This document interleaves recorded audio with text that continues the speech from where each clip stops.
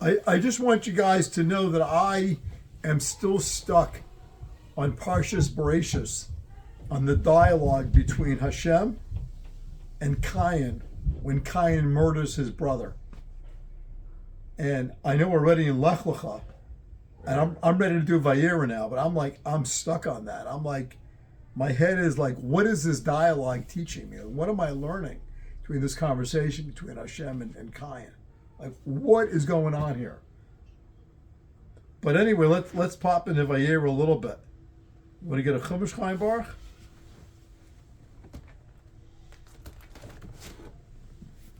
You want a Chumash or you have? I don't know. I have right here. I have it on screen. I'm putting it up on screen.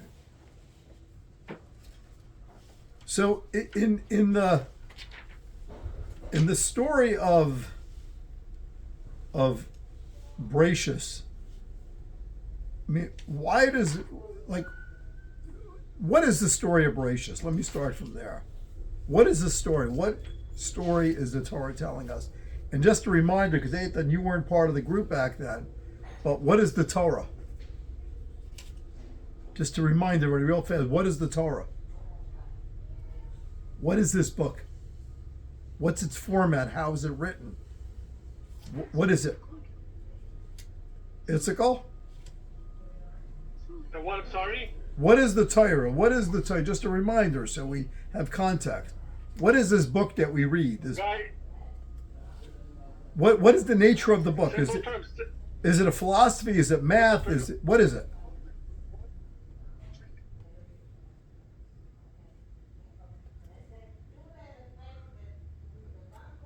It's a history book of a religious group. It's a narrative, exactly. It's a narrative, and the narrative is the narrative of the Jewish people. It's a narrative. It's a story. In the story are obviously other things, including moral values, halachas, events, and all, but it's a narrative of a people. And that people starts with Hashem choosing Avraham and his evolution as the people of God. So if we recognize that we Jews are distinctive, we don't always know exactly how and why, but we recognize we're distinctive, we look back to the story of Avraham to get a sense of what it means to be a Jew. So I'm going to ask you guys, whoever's not driving, if you could read a little bit and tell me what you're seeing in this story.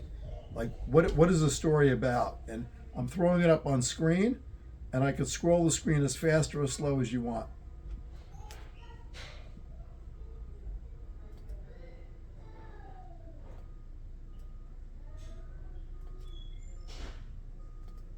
Oops, sorry about that. Here we go. So what is the story of the angels and God and Abraham and Abraham sitting outside his tent? What is this story?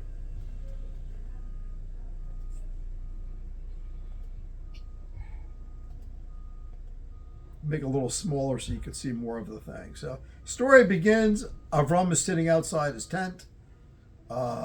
He's sitting on the plains of Mamre. He's at the door of his tent. It's very hot. He raises his eyes. He sees three people, and he runs to them from the door of the tent, and he bows to them, and he says, "If I have found grace, please come visit me. Don't pass on. Don't go to the next oasis. Come visit me here. So let me give you a little bit of water. Wash your feet. Rest under the tree. I have a nice shade tree. It's the desert. And let me go get some bread and let me feed you. And then you shall pass." And these are strangers. And he says, "This is why you came this way, is to get a good meal and to get a good rest." And they said, "Fine, we'll do what you want. No problem." So Abraham runs to the tent of Sarah, and he says, "Prepare 3 measures of flour and go make some really good cakes." And then he goes to the stockade, the pen, the barn, and he takes a young cow, a veal, and he slaughters it, and he gives it to one of the young guys, and he says, "Hey, do me a favor, prepare this for the 3 visitors." And he then takes butter and milk, and he takes the meat, and he places it before the 3 strangers, and he's standing over them. I don't really know what that means. I mean, I sort of know what it means. Under the beautiful shade tree, and they eat. what is going on here? And then they start to prophesize and disclose that they're angels. But until this point, they're just three regular guests. What is this story about? Very basic level. Achnasat Orchim. Very basic story. Achnasat Orchim. What is Avram doing when the Achnasat Orchim starts? Before. What was he doing before? Recovering from his bris. Exactly. He had a bris. Doc sliced him up. He had a bris. He's recovering. Who is visiting him when he's recovering from the bris? Hashem. So you go back to the end of the last parsha. Avram's 99 years old, and he circumcises himself. He circumcises Shmuel, which is why Arabs to this day circumcise themselves. And he circumcises the whole house. And now he's an old man. He's resting. And Hashem appears to him. And what does Hashem say to him when Hashem appears to him?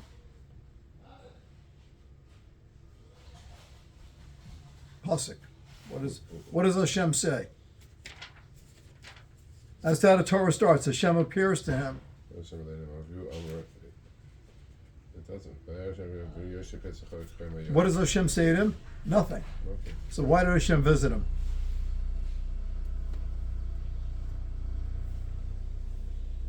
Beker Cholim, no? Beker Cholim. You got it. So the things we believe in, you go into RWJ Barnabas, or you go into Hackensack, or you go into any hospital where there are Jews, and there's a Beker Cholim room. Beker Cholim is hardwired. Achnasat Orchim is hardwired. There must be a kitchen. There's Tomchei Shabbos. There's food banks. All that starts with this narrative, and this is what we were talking about with Eitan before you got on, Doc. We have to know what it means to be a Jew. But in this narrative, Avram circumcises himself.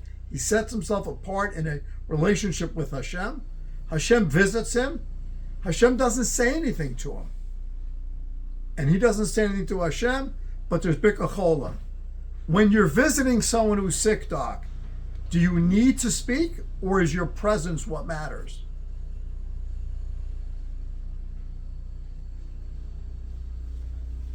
Sorry, I didn't know if I'm on mute.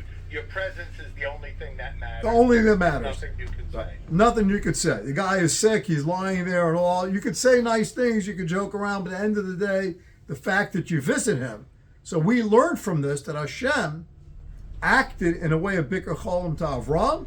And now Avram goes ahead and he sees three Arabs coming. He jumps up. He leaves Hashem. And he goes, takes care of the Arabs. Why does he leave Hashem? He's with Hashem. Hashem is visiting him. From here you learn that. Speak up. From here you learn Beker Cholim is more than the Yosem Mekabel Pnei Shechina. Okay, but I'm sorry. From here we learn, Chaim Baruch is giving me a half platitude, half truth. He says, from here we learn that Achnasat Orchim is more important than Kabbal's Pnei Shechina. That's than seeing God.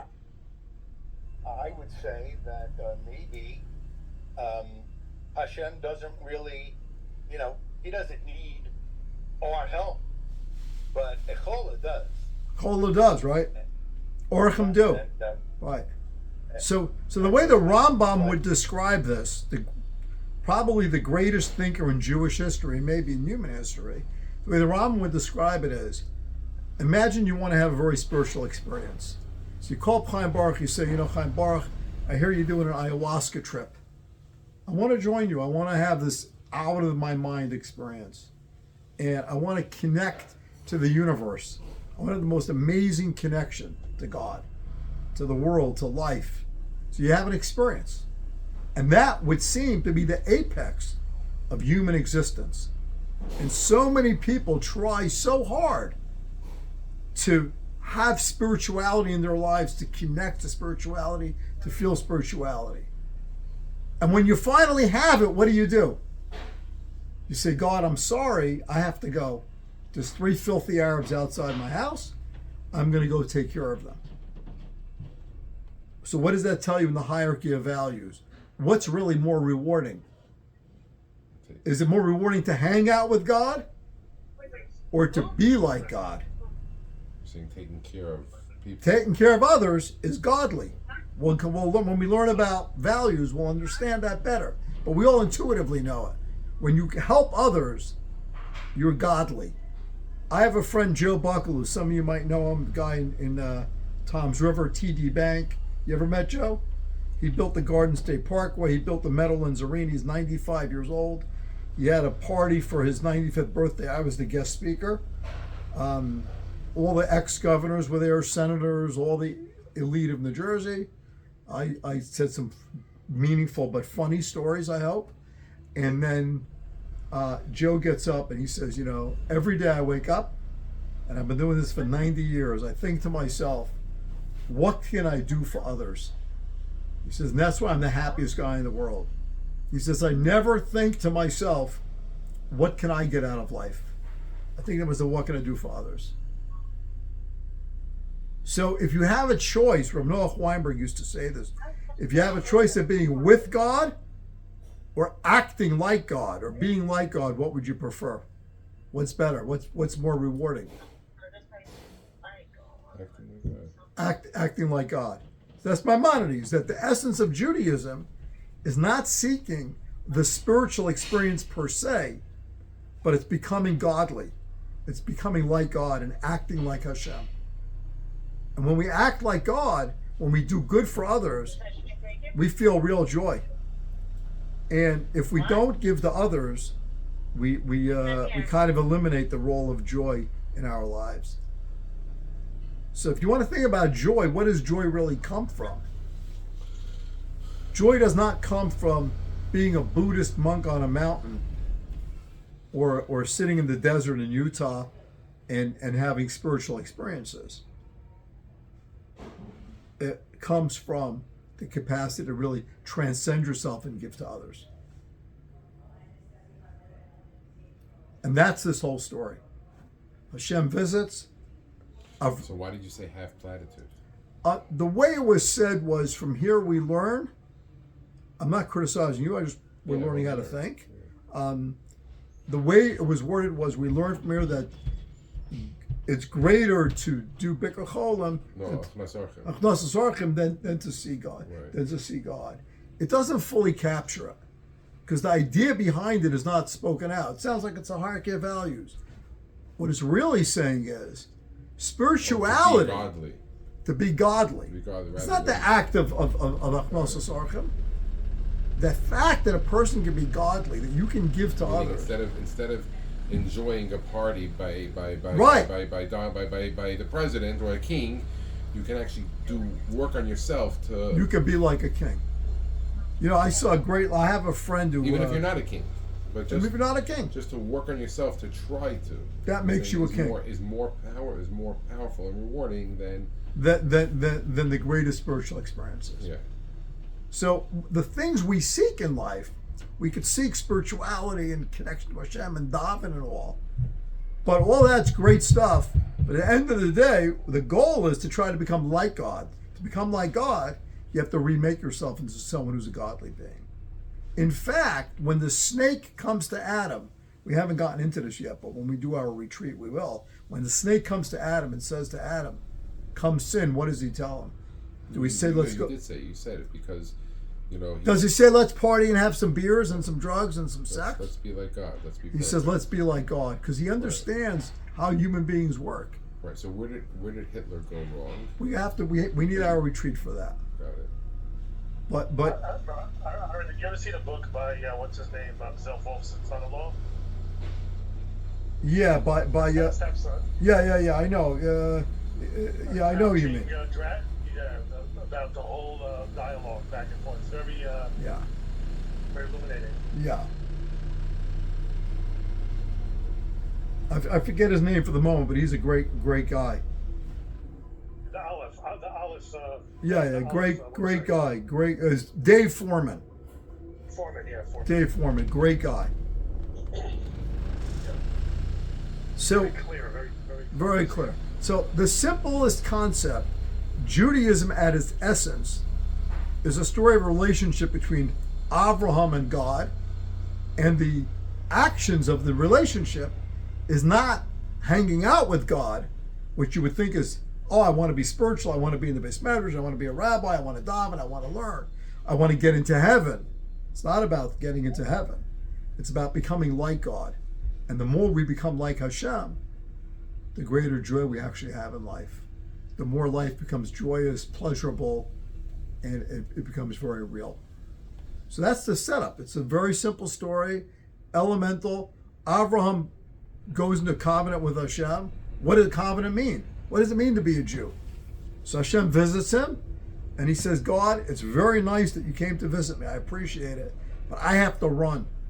Who would run from God's presence? If God came to visit you, Itzikel, on your way to Brooklyn, you wouldn't leave him. Who would leave Hashem? Avram says, I want to leave Hashem. It's not important for me to be with you, Hashem. It's more important for me to become like you.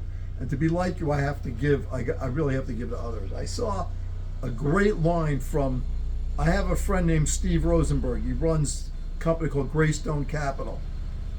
And I asked him to give a class to a group of South Africans. And he wrote the following. This was the line, the killer line of the class. He says, why save up your money for a rainy day when your friend is having a rainy day right now and you can bring some sun into his life? Like, what are we saving for? Because we're going to have a rainy day. Your friend has a rainy day today. Like, let's just hit it right now. Aaron, the rumor is he donates 50% of everything. He does, and he'll never let it go public. well, he does, and the first time he ever gave Tully. First time he ever gave $1 million, Eitan, in one shot was in 1996. I went to his office and I asked him for $1 million gift, and he said he'll give it. And then we had an event, and he spoke at the event. This is the guy that gave $1 million because he didn't I want hear it. he's like an unbelievable guy. Yeah, so he said at the event, he got up and he says, I just want to say, I want to tell you why I gave the money. It was a lot of money in 1996. Probably like $10 million today. Maybe more. In terms of what's going on in the world. He says, I didn't make the gift because I think the cause is so crazy that I got to make the gift. So I made the gift because it hurts me.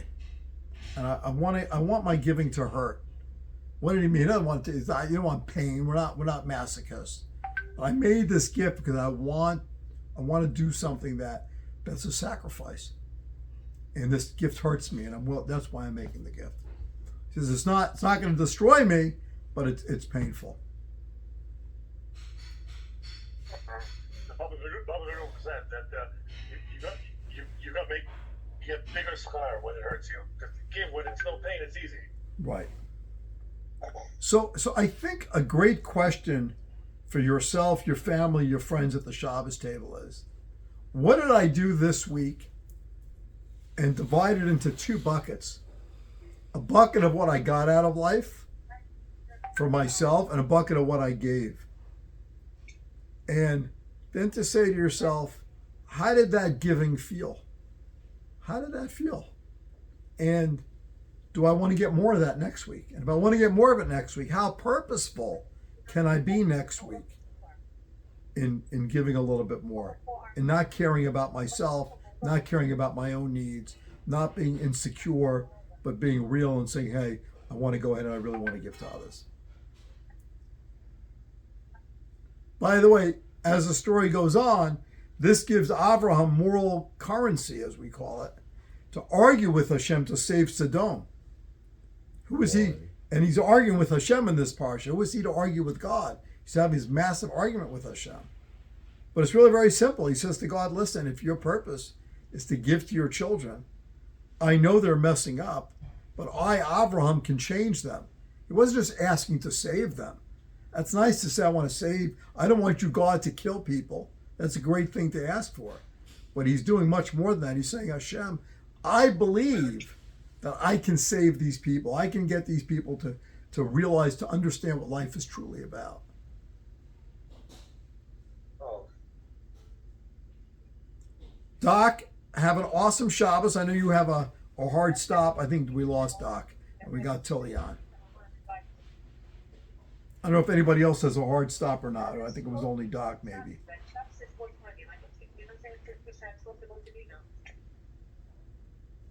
We're about to pull in for Shabbos, so our hard stop's in the back couple days. Eitan, have an awesome Shabbos, Eitan. Rabaran, what did you do this week? Uh, To give more? I tried.